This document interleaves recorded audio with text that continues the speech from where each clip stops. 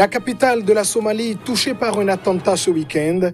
Une voiture piégée a explosé dans une zone à forte fréquentation. Au moins 79 personnes ont perdu la vie.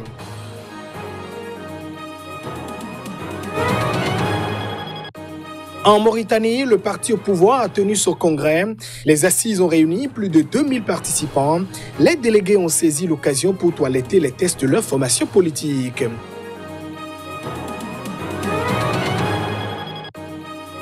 Et puis, au Libéria, pas de manifestation publique, du moins avant fin janvier. Ainsi en a décidé le gouvernement. La décision n'est pas du goût de l'opposition qui a maintenu son appel à manifester ce lundi.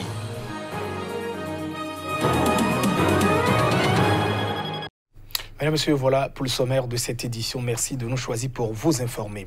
Mogadiscio, la capitale de la Somalie, frappée par un attentat ce week-end.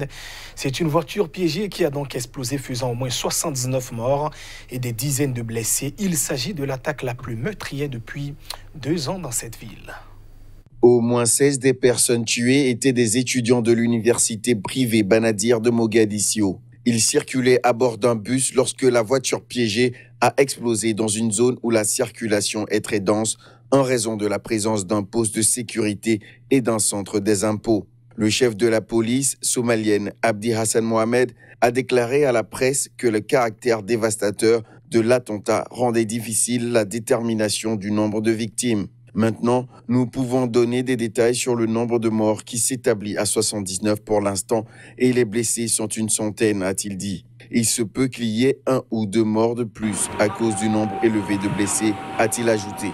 Un responsable policier a qualifié l'explosion de dévastatrice. De nombreux blessés ont été évacués sur des civières du site jonchés de débris tordus et calcinés de véhicules touchés par l'explosion. Ce qui s'est passé aujourd'hui est horrible, a déclaré un étudiant de l'université Banadir qui s'est précipité à l'hôpital après avoir appris l'attentat. Le minibus transportait 17 étudiants et un seul qui avait quitté le bus avant l'explosion pour retirer un reçu au centre des impôts a survécu, a-t-il ajouté. L'université Banadir a annoncé 5 jours de fermeture. Dans un message audio, son président a précisé que c'est un jour noir. C'est un jour où les parents qui ont envoyé leurs enfants étudier en ont récupéré les corps, a déclaré le président de l'université dans un message audio samedi soir. Le président somalien Mohamed Abdullahi Farmajo a condamné l'attaque dans des déclarations diffusées par l'agence nationale de presse SONA. Le secrétaire général de l'ONU, Antonio Guterres, a aussi condamné l'attentat dans un communiqué. L'arrestation d'un journaliste et militant marocain suscite beaucoup de réactions dans ce pays. Plusieurs centaines de personnes manifestent à Rabat, la capitale, pour dénoncer l'interpellation d'Omar Hadi. Ce dernier a été placé en détention pour avoir critiqué en avril dernier sur Twitter une décision de justice. Des centaines de personnes étaient dans les rues samedi à Rabat au Maroc pour décrier l'arrestation du journaliste et militant marocain Omar Hadi. Le péché de celui-ci a été de critiquer sur Twitter une décision de justice. Les faits remontent à avril dernier. En effet, le journaliste avait fustigé le verdict d'un magistrat contre les membres du Hirak, un mouvement de contestation qui a agité le nord du Maroc en 2016 et 2017, condamné à des peines allant jusqu'à 20 ans de prison. Âgé de 33 ans, Hadi a été placé en détention jeudi et son procès a débuté le même jour. Cette manifestation aujourd'hui, c'est pour condamner l'arrestation injuste du journaliste Omar Hadi. Nous avons été choqués, même si tout ça vient dans le contexte de la répression sur les libertés. Nous sommes là pour dénoncer cette arrestation illégale et pour demander la liberté d'Omar Hadi et de tous les prisonniers de la liberté d'expression et les prisonniers politiques. Non, de toute façon, les pressions qui sont exercées sur les journalistes ne datent pas d'aujourd'hui. Mais là, on atteint vraiment un degré supérieur de la répression en arrêtant quelqu'un pour un simple tweet. Je suis dans cette manifestation aujourd'hui à Rabat pour condamner et dénoncer l'arrestation illégale et qui est une vengeance politique contre le journaliste d'investigation Omar Hadi. Omar Hadi est arrêté parce qu'il a démasqué, il a parlé, il a écrit, il a démontré la corruption de l'élite au pouvoir. La prochaine audience aura lieu le 2 janvier. L'ONG Human Rights Watch a exhorté samedi les autorités marocaines à libérer immédiatement ce journaliste d'investigation primé. Au dire de l'ONG, sa détention et son procès injustifié surviennent dans une atmosphère de plus en plus suffocante pour les journalistes, dissidents et artistes marocains qui s'expriment sur les réseaux sociaux. L'Association marocaine des droits humains a pour sa part fustigé une campagne féroce de l'État contre la liberté d'opinion et d'expression. En Algérie, à présent, le président Abdelmadjid Tebboune a reçu l'universitaire Abdelaziz Djihad après l'avoir nommé nouveau Premier ministre. Sur fond de contestation persistante, le nouveau chef du gouvernement a été donc chargé de constituer une nouvelle équipe gouvernementale. Le président algérien Abdelmadjid Tebboune a nommé samedi Abdelaziz Djihad au poste de Premier ministre. Reçu samedi par le président Tebboune, le nouveau Premier ministre a été chargé de constituer un nouveau gouvernement. Il succède à Sabri Boukadoum, ministre des Affaires étrangères, qui avait été nommé Premier ministre par intérim après la démission de Noureddine Bedoui le 19 décembre, jour de l'investiture de Abdelmadjid Tebboune comme nouveau chef de l'État. Dans sa première déclaration à la presse, Abdelaziz Djihad a insisté sur l'importance de travailler avec toutes les compétences nationales et les cadres du pays, les citoyennes et les citoyens, afin de sortir de l'étape difficile actuelle et faire face à des défis économiques et sociaux. Diplômé de la faculté des sciences politiques d'Alger et docteur d'État de l'université Paris-Nanterre, le nouveau Premier ministre a déjà exercé de hautes fonctions. Il a été secrétaire général de la présidence de la République de 1993 à 1995, ou encore secrétaire général du ministère des Affaires étrangères de 2001 à 2003, lors du premier mandat d'Abdelaziz Bouteflika. Sa nomination intervient 2 semaines après l'élection à la présidentielle d'Abdelmadjid Tebboune, au terme d'un scrutin largement boudé par les Algériens et décrié par le puissant mouvement de contestation qui secoue le pays depuis le 22 février. Et on évoque à présent le congrès du parti au pouvoir en Mauritanie. Cette formation politique a élu une nouvelle direction fidèle au nouveau président Mohamed Ould Cheikh El Ghazouani. C'était aussi l'occasion de consacrer la mise à l'écart de la scène politique de son prédécesseur, Mohamed Ould Abdelaziz. Les détails. Le congrès du parti au pouvoir en Mauritanie s'est tenu samedi dans la banlieue nord de Nouakchott. Plus de 2200 délégués venus de toutes les régions y ont répondu présents. L'Union pour la République a saisi l'occasion pour alléger ses statuts et s'ouvrir à de nouvelles formations, dont un parti de l'opposition, Adil. On n'a jamais vu cette sorte de mobilisation dans les autres congrès, donc ça dénote déjà de l'intérêt que portent ces congressistes à leur parti, aux différentes réformes qu'ils attendent de ce parti, qui s'inscrit, qui fait transcrire quelque part la volonté du président de la République, Mohamed Cheikh Ghazouani. Je dis c'est un président qui a des capacités d'écoute importantes. Et cette capacité lui a permis justement d'avoir l'assentiment même des partis qui étaient précédemment dans l'opposition. Pourquoi? Parce que c'est un président qui a joué l'ouverture.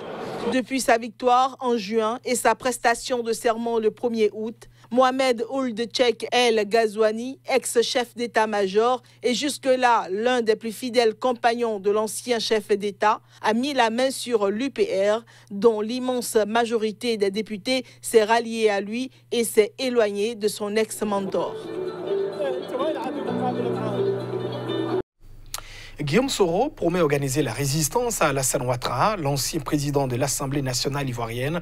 Poursuivi pour tentative de déstabilisation de l'État, s'est exprimé dans le JDD, le journal du dimanche. À Paris, où il séjourne actuellement, il a affirmé qu'il reste et demeure candidat à la présidentielle de 2020 en Côte d'Ivoire. En réponse à la procédure judiciaire dont il fait l'objet en Côte d'Ivoire pour complot contre l'État, Guillaume Soro a réagi ce dimanche depuis Paris. Dans une interview accordée au JDD, le journal du dimanche, l'ancien président de l'Assemblée nationale ivoirienne et candidat à la présidentielle de 2020 a promis d'organiser la résistance au président Alassane Ouattara. Je suis et reste candidat à la présidence de la République. Je vais organiser la résistance comme le général de Gaulle l'a fait depuis Londres, a-t-il déclaré. Il ne s'agit que de résistance politique, a-t-il insisté, alors que la justice ivoirienne l'accuse d'avoir préparé une insurrection civile et militaire pour s'emparer du pouvoir. Guillaume Soro, toujours député et ex-premier ministre, a finalement renoncé à rentrer en Côte d'Ivoire le 23 décembre dernier, après 6 mois d'absence à l'étranger. La justice ivoirienne a émis un mandat d'arrêt international contre lui, alors même que son avion faisait demi-tour vers l'Europe pour tentative d'atteinte à l'autorité de l'État. L'ancien président de l'Assemblée nationale a démenti ces accusations, se disant victime d'une manipulation comme Lula au Brésil, destinée à l'écarter de la course à la présidence. Il est depuis revenu à Paris où il avait déjà passé les 6 derniers mois et a précisé au JDD qu'il comptait y rester, ajoutant n'avoir demandé aucune assistance particulière à Paris et n'avoir aucun contact avec l'Élysée. L'opposant a accusé au passage le président français Emmanuel Macron, qui se trouvait en Côte d'Ivoire à la veille de son retour avorté, de ne pas avoir dit à ses hôtes qu'il était important de respecter la démocratie en Afrique. Au nom de contrats juteux, on est donc prêt à fermer les yeux sur le piétinement de la démocratie en Afrique, a-t-il affirmé. Et cette décision au Libéria qui n'a pas de quoi réjouir tout le monde, aucune manifestation n'aura lieu avant fin janvier dans le pays. Ainsi en a décidé le gouvernement, une interdiction à laquelle n'adhère l'opposition qui maintenait jusqu'à ce dimanche son appel à se rassembler ce lundi. L'opposition du Libéria compte bien battre le macadam pour réclamer au président George Weah des mesures pour endiguer la grave crise économique que traverse le pays. Dans un communiqué, le ministère de la Justice explique avoir reçu de nombreuses demandes d'autorisation de manifester ce lundi, émanant notamment du Conseil des Patriotes, un collectif d'opposants, mais aussi de groupes souhaitant organiser des contre-manifestations. Mais concernant ces demandes, le ministère a décidé de reporter sa décision jusqu'au 30 janvier, soit une semaine après le 2e anniversaire de l'arrivée au pouvoir de l'ancien footballeur. Ainsi donc, il n'y aura pas de rassemblement pacifique, de mouvement de protestation, de contre-protestation ou de manifestation. De son côté, le chef du Conseil des Patriotes avait assuré que la manifestation prévue aurait bien lieu. Pendant ce temps, un responsable d'un mouvement dissident qui comptait organiser une contre-manifestation a quant à lui assuré par avance que son groupe se plierait aux demandes des autorités ou de la communauté internationale. Les Nations Unies et la CEDEAO ont exhorté vendredi le gouvernement et l'opposition à redoubler d'efforts dans leurs pourparlers pour éviter que se tienne lundi cette manifestation jugée à risque. Et puis, ce geste qui a cette fois-ci de quoi plaire. En Zambie, le président Edgar Lungu a annoncé en début de week-end une baisse de son salaire et celui de ses ministres. Objectif, tenter de calmer la colère des populations après une forte augmentation des tarifs de l'électricité et des carburants. Une baisse de son salaire et celui de ses ministres, c'est la nouvelle mesure annoncée par le chef de l'État zambien Edgar Lungu pour tenter d'atténuer la colère de la population après une forte augmentation des tarifs de l'électricité et des carburants. Les tarifs de l'électricité pour les particuliers vont bondir de 115% à compter du 1er janvier 2020. Ceux de l'essence et du gasoil ont augmenté avec effet immédiat de 10 à 11% respectivement, provoquant des réactions outrées des usagers sur les réseaux sociaux.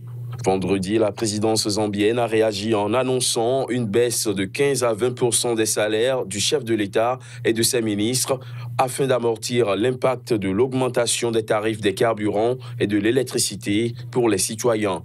Le principal opposant zambien Hakainde Hichilema a jugé insignifiante la baisse du salaire du président. Sur son compte Twitter, il a estimé qu'il s'agit d'une goutte d'eau dans un océan. Selon l'opposant, l'augmentation des tarifs de l'électricité est le résultat de l'échec de ZESCO, la compagnie nationale d'électricité, rongée par la corruption. Jeudi, l'agence de régulation de l'énergie avait donné son feu vert à ZESCO pour augmenter ses tarifs compte tenu des graves problèmes financiers que le groupe public rencontre. Mesdames, Messieurs, ainsi se referme cette édition. Merci à vous de l'avoir suivi. Restez fidèles au programme de votre télévision Sika TV. Au revoir.